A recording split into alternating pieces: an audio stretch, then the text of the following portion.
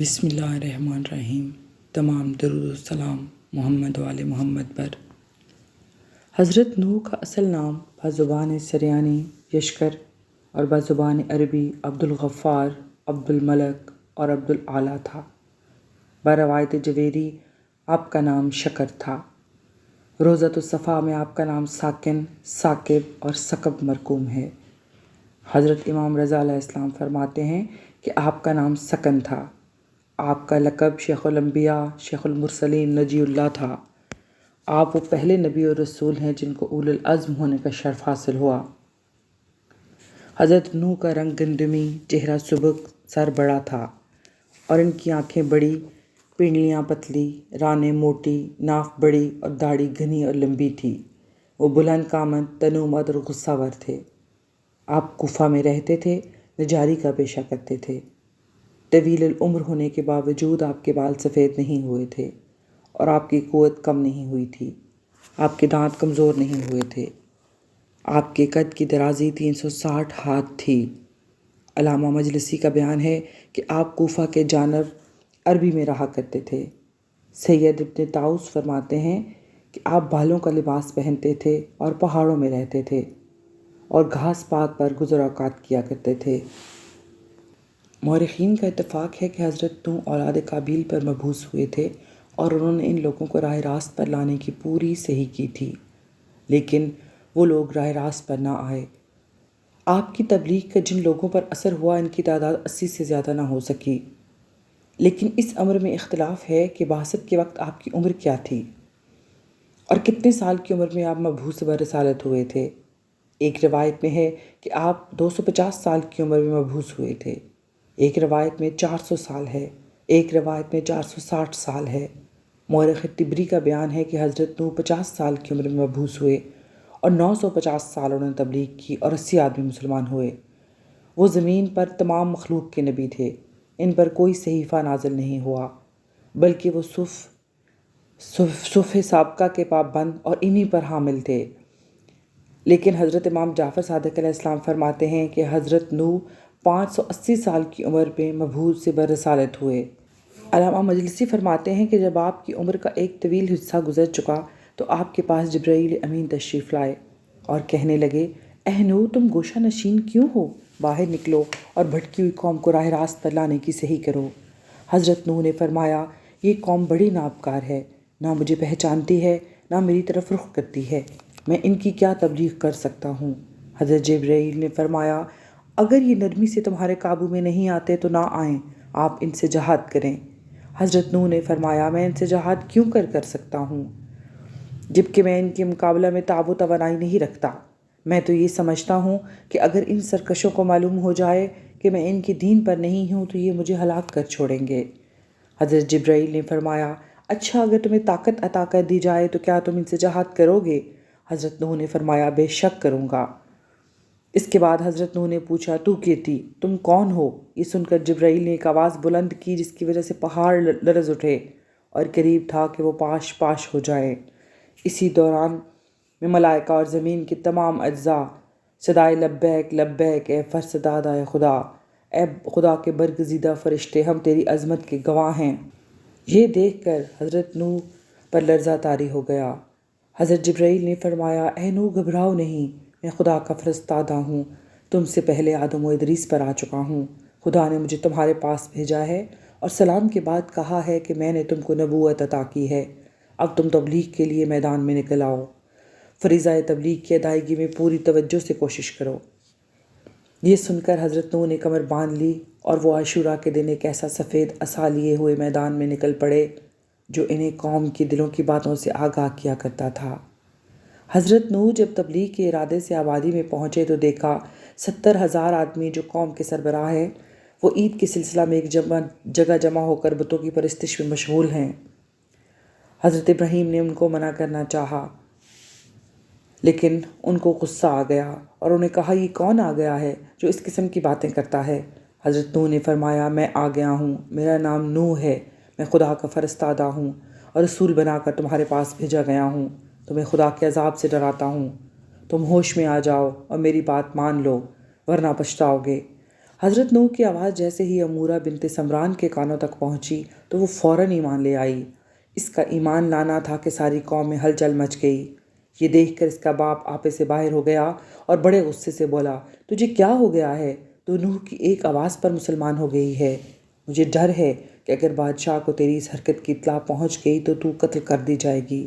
امورہ نے کہا، اے میرے پدر بزرگوار، آپ کی عقل کو کیا ہو گیا ہے اور آپ کو علم و فضل کہاں چلا گیا ہے؟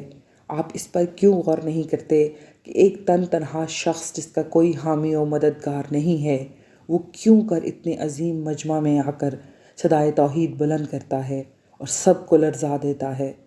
آخر یہ کس کے بل بوتے پر آیا ہوگا؟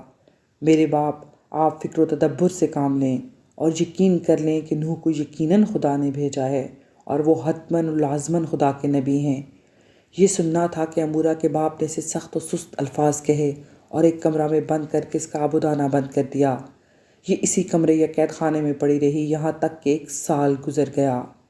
جب سال کے بعد اسے قید خانہ سے نکالا تو لوگوں کو سخت تعجب ہوا۔ اس سے پوچھا، قید خانہ میں 1 سال بے عبودانہ کیسے گزر سکتا ہے؟ اور تمہارے کھانے پینے کا بندوبست کہاں سے ہوا؟ اس نے کہا، جب میں قید میں بھوک سے مرنے لگی تو میں نے نوح کے پروردگار سے درخواست کی کہ مجھے عبودانہ عنایت کیا جائے۔ چنانچہ یہ ہوتا رہا کہ نوح باعجاز عبودانہ خود لے کر آتے اور مجھے زندان میں کھلا جاتے تھے۔ میں اسی لیے تندرست ہوں۔ اس کے بعد حالات بدلتے رہے، یہاں تک کہ حضرت نوح کی شادی اسی امورہ سے ہو گئی اور اسی کی بطن سے سام بن نوح پیدا ہوئے۔ حضرت نوح علیہ السلام جب قوم کی تبلیغ کر کر کے تھک گئے اور لوگ مسلمان نہ ہو سکے تو وہ بہت ہی مایوس ہو گئے، اور یہ دیکھ کر حضرت نوح نے ہاتھ بلند کر دیا اور کہا، خدایا ان کافروں میں سے کسی کو زندہ نہ چھوڑ۔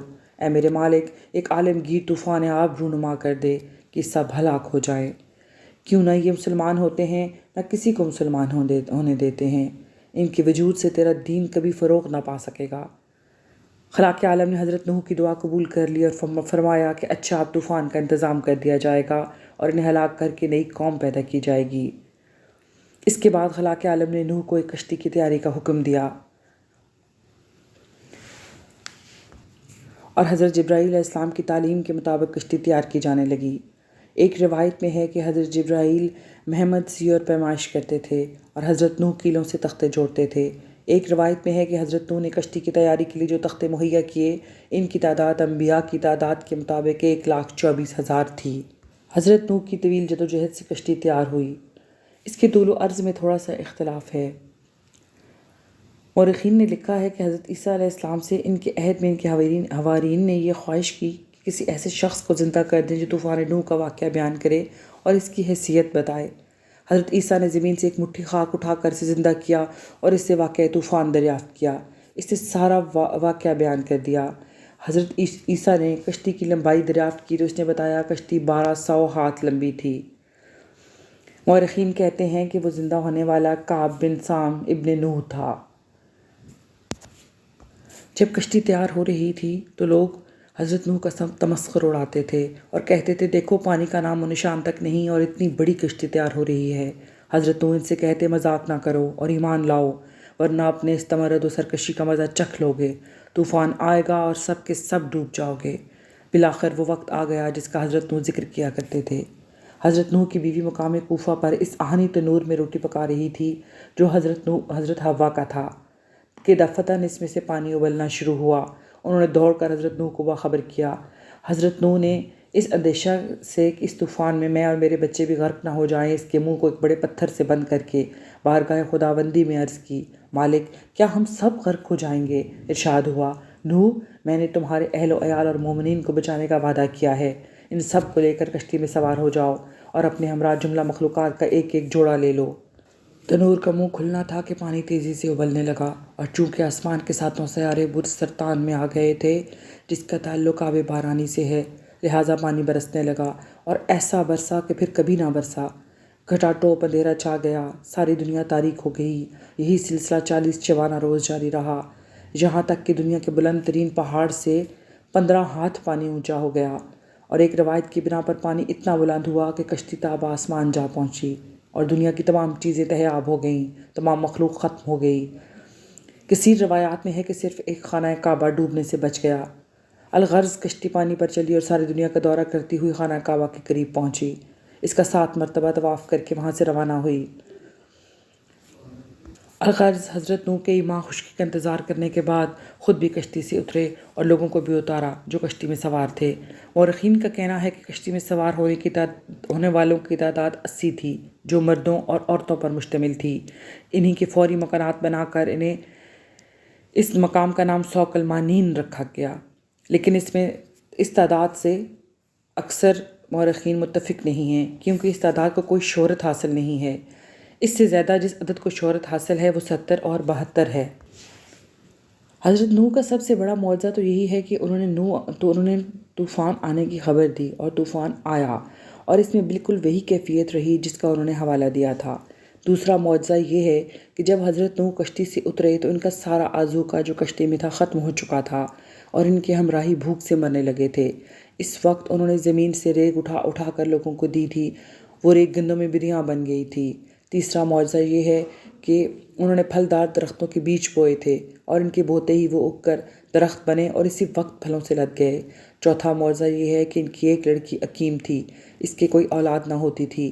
حضرت نوح نے اس کی ناف پر ہاتھ پھیر دیا اور اس میں تولید کی صلاحیت پیدا ہو گئی۔ اس طرح آپ کے بے شمار معجزات رونما ہوئے تھے۔ اسی طرح آہستہ آہستہ حضرت نوح نے زمین کو آباد کرنا شروع کیا اور تمام لوگوں کو تمام امور کی تعلیم دی۔ حضرت نوح جب تمام جملہ امور سے فراغت حاصل کر چکے تو ملک الموت آ پہنچے۔ انہیں دیکھ کر بروایت کعب الاخبار حضرت نوح گھبرا اٹھے اور کہنے لگے، اے ملک الموت، مجھے اتنی مہلت دے دو کہ میں اپنے بچوں سے رخصت ہو لوں۔ انہوں نے کہا، اجازت نہیں ہے۔ حضرت نوح نے فرمایا، میں ایسے مقام پر ہوں جہاں میرا کوئی نہیں ہے، مجھے غسل کون دے گا، میری نماز کون پڑھائے گا؟ انہوں نے کہا، میرے ہمراہ بہت فرشتے ہیں، وہ سب انتظام کر لیں گے۔ پھر فرمایا، مجھے اتنی اجازت دے دو کہ میں دھوپ سے سائے میں چلا جاؤں۔ ملک الموت نے کہا، اس کی اجازت ہے۔ چنانچہ حضرت نوح دھوپ سے سایہ میں چلے آئے۔ ملک الموت نے روح قبض کرنے سے پہلے پوچھا، اے نبی خدا، تم نے بہت زیادہ طویل عمر گزاری ہے، بتاؤ مدت حیات آپ کی نگاہ میں کیا حیثیت رکھتی ہے؟ انہوں نے کہا، ملک الموت، میں یہ سمجھتا ہوں کہ میری ساری زندگی بس اتنی تھی کہ دھوپ سے سائے میں آ گیا۔ حضرت نوح کی وفات کے متعلق مرقوم ہے کہ وہ ایک طرف جا رہے تھے، انہیں 4 آدمی قبر کھودتے نظر آئے۔ انہوں نے پوچھا، یہ قبر کس کی ہے؟ کہا گیا، ایک بندہ خدا کی۔ نوح نے کہا، میری کوئی خدمت درکار ہے؟ کہا گیا، اگر آپ اس پہ لیٹ جائیں تو ہم اندازہ کر لیں کہ مرد خدا کا جسم اس میں آ جائے گا یا نہیں۔ حضرت نوح لیٹ گئے اور روح قبض ہو گئی۔ وہ 4 اشخاص جبرائیل، میکائیل، اسرافیل اور عزرائیل تھے۔ مختصر یہ کہ آپ نے بروایت مورخ ابن واضح ماہ ایار میں 4 شہنبہ کے دن 950 سال کی عمر میں انتقال فرمایا۔ حضرت امام جعفر صادق علیہ السلام فرماتے ہیں کہ حضرت نوح 850 سال کی عمر میں مبعوث ہوئے اور انہوں نے 950 سال تبلیغ کی۔ اس کے بعد 200 سال کشتی کی تعمیر میں مشغول رہے، پھر 500 سال طوفان کے بعد بقیہ حیات رہ کر انتقال فرمایا۔ ان کی عمر اس حساب سے 2500 سال ہوتی ہے۔